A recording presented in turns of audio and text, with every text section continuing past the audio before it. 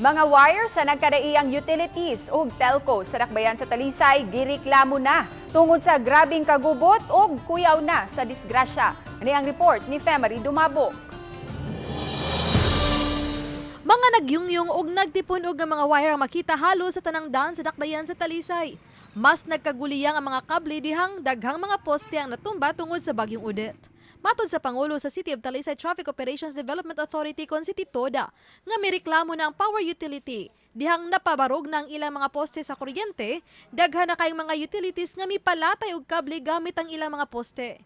Gawas nga nakahatag kini siya og kadelikado, makakos pod ni siya og disgrasya. Like for example, dunay mga kable nga nag-union sa daplin sa daan. Unya dunay dagkong mga truck nga mangagi, di makakita ang driver. So hangtod nga masabod nila ang mga wire. Nakadawat na usab ang dakbayan og mga reklamo sa mga tag-iyag balay nga nakaali na sa ilang mga bintana ang mga nagyungyong nga mga wire. Hinungdan ganihang buntag itagbo ni tumulak ang kadagkuan sa mga telcos, cable ug ubang utilities. Makikoordinate nila aron mo come up ta og usa ka action plan nga ang main purpose nato is ang paghinlo sa ato ang mga wires nga naa sa atong mga poste.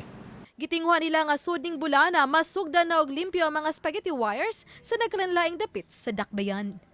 Uban ni Jun Solon, ako sa Femery Dumabok. Balitang Bisdak!